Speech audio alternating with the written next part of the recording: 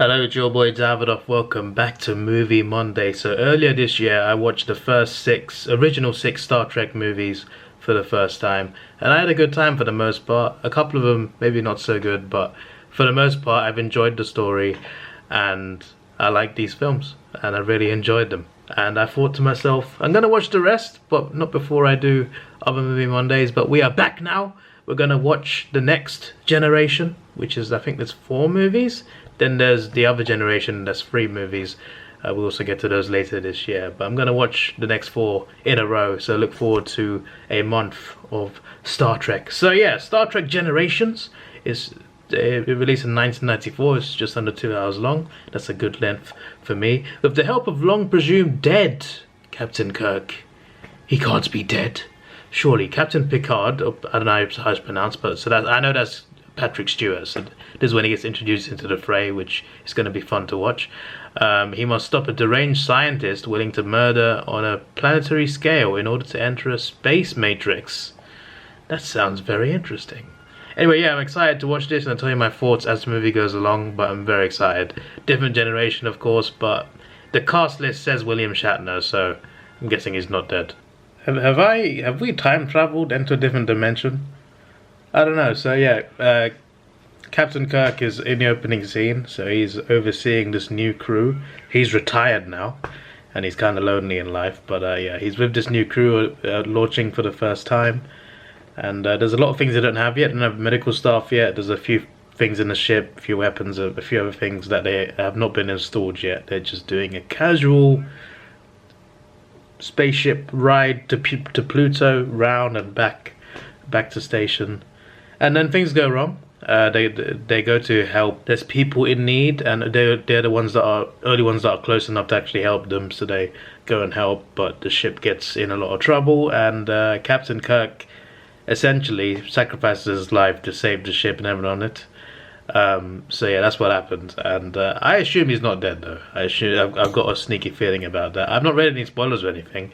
I just feel like, you know, if you don't see the character die, probably means they're not dead. But yeah, anyway, you go to this, like, well, not a pirate ship, but in that sort of era of like the past where you get these old-fashioned navy ships as if it's Pirates of the Caribbean films. That sort of era. It's the best way I can explain it, but I'm not talking about pirates. I'm talking about like soldiers with these fancy suits and those boat-shaped hats, those people. This is a weird way of me trying to explain things, but from centuries ago, there's this ship, and this ship is called USS Enterprise. They're on a ship in the sea, and it's like an old-fashioned ship. I'm just like, have I gone back in time? But yeah, you see Captain Picard for the first time, and yeah, that's awesome. You see a Klingon, you see a character called Data, which is like their version of Spock. So like, where are they in like a different dimension? I don't even know. I feel like I need to watch to actually see my answer, but I'm very intrigued by this. I did not expect that sort of scene. But yeah, they've gone into the ship, and they're into this proper futuristic spaceship now. And I guess the boat is a cover-up. I don't even know. I'm curious about how this works. I like Data's willingness to learn human emotions, because he doesn't understand it, just like obviously Spock and just generally AI didn't understand human emotions. I like the fact that they want to try and, you know, understand human emotions and care about humans, just like Spock. I love how Data like puts a chip in his head to really feel human emotions and to feel fear and other things. I think that's really well done, and it's good acting as well at the same time. No, this villain is crazy. He is unhinged. From the moment I first saw him, when he was talking to Picard, when he was sending that message, I knew this guy was the villain. I knew it straight from the off, even when he wasn't like. He wasn't the villain just yet. I mean, he was, but man, I mean, like, he wasn't like, no one suspected him just yet when you first see him. I'm just like, there's something off about this guy. Yeah. This guy is, I don't know what the word is, but he is tapped. No, that's if you don't live in London, you don't know what tapped is. But regardless, yeah. This guy's something else. This guy's something else. Bro, the way that planet got destroyed was insane. That is some weapon. Also, I'm in the part where Picard enters the Nexus, which is like it's a different dimension, I guess. I've just seen him meet Captain Kirk. So Captain Kirk is in this dimension as well? So this dimension, you're just like, you're living in a dream basically. That's what it seems like anyway. So because of his family, and I guess, yeah, you can go where you want, depending on your imagination. So I'm assuming Captain Kirk is... This is the Captain Kirk. Like, he's not dreaming about him. He's also in this dimension. That's intriguing. What timing is that? I literally start recording to tell you about this, about the Nexus, and then Captain Kirk turns up. So this is how he turns up. Interesting. I feel like there's so much more in the movie left, but there's only half an hour left. I've watched 90 minutes of it. There's only half an hour left. I feel like there's so much more for this movie to give. It's really good. So Picard is from the 24th century. Okay. And yet they're in a ship that looked like it was from the 16th century when you first see them. But anyway, yeah. So he's in Picard's from the future. So from Picard's perspective, Captain Kirk died on that spaceship, which I guess he did. The spaceship? Why did I say spaceship? He died on the Enterprise. I mean, trying to protect the ship. And I guess centuries later, he's like a legend who died protecting the ship. So to Picard, he okay, it's adding up now. It's starting to all line up. Now my questions are answered. Whenever the villain's name is mentioned, his name is Soran, so something like that. It always reminds me of Sauron from Lord of the Rings. I just keep every time Picard says Soran, I'm thinking of Sauron. Every single time, and I don't know why. It's just a random thought I'd add into this review. I love that whole scene with Kirk and Picard. I think that was awesome. Picard trying to convince him to leave this dimension to go back into the real world to help him defeat the villain Sauron. I said Sauron again, Soran. And just, you know, them talking, the conversations they had. I just thought that was a really good scene, really well done. It just felt amazing to me, even though I literally just met Picard in this movie. The fact that I found out that he's from a different generations. There's a movie title, Generations.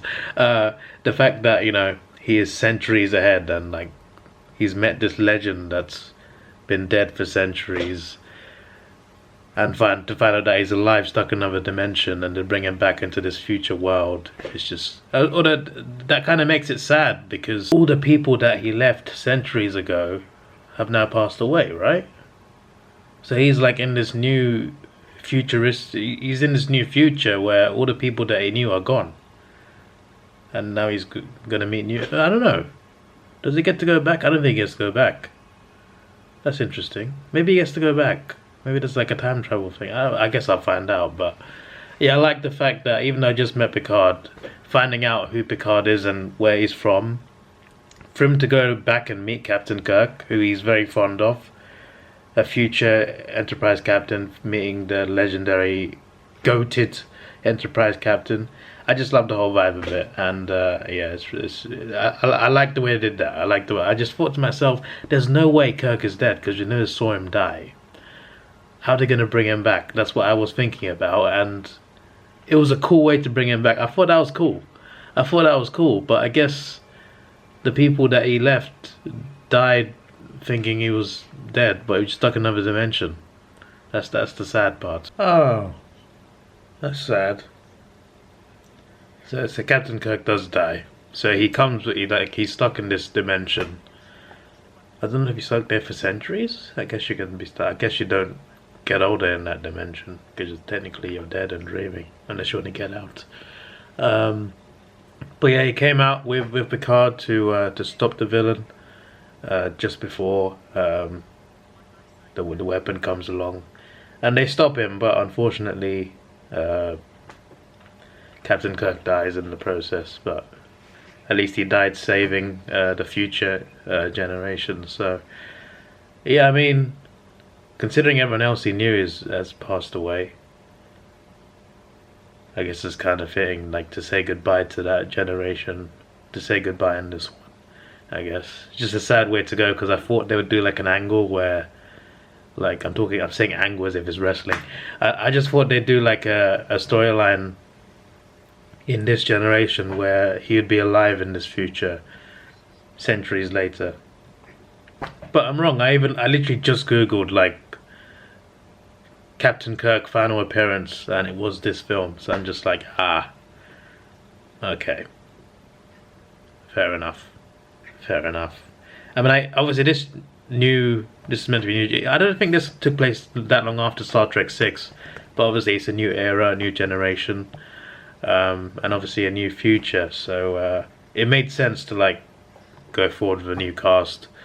But I guess they had to say goodbye to the old cast as well through this film. And to be fair, I think they did a good job in terms of doing that. I think they did a good job. I'm kind of sad to see Captain Kirk die, since he is the best character in the franchise. To be fair, I've not seen the rest of the franchise yet. There's plenty to see. But it's going to be hard to top a character like that for me. But we're still yet to see, you know, more of Patrick Stewart and eventually Chris Pine. I'm intrigued for sure. But yeah, I love Captain Kirk, man. So the fact that he's dead like that, that's really sad. But yeah. The movie's not over just yet, but I've enjoyed it. I think it was good storytelling, and it's a good start to the new era. And I'm looking forward to watching the ones that released after I was born, because I was born in '95 and this released in '94. So yeah, I'm looking forward to watching the next one next week. This is a 9 out of 10 movie for me, even before I see the end of it. Also, I really like the special effects. I mentioned like this is not that long after Star Trek 6, and it's not that long after Star Trek 6, but I feel like there's been some significant upgrades in the effects. The effects already look good. The special effects already look good in the original one, from when it came out '79 or something. The original one had great effects as well. It's just that this one has really good effects. It's like they leveled up even more. It was already great, and it still holds up, the old ones. It's even better in this, so I really like that. And the credits are just rolling just now. And I assume there's not a credit scene. It doesn't look like it. So yeah, I really enjoyed it. I had a good time, and that was really fun. And yeah, that was fun to watch. I hope you enjoyed my review. This is your boy Davidoff. Please like, share, subscribe. Thanks for watching. Have a good day, and we should be watching the next one next Monday. Goodbye. Let's take it slow. Where you go, I go too. And if you hit the bottom, I'm going down with you. Let's take it slow. Who cares where we gotta be? You know you'll have a good time wherever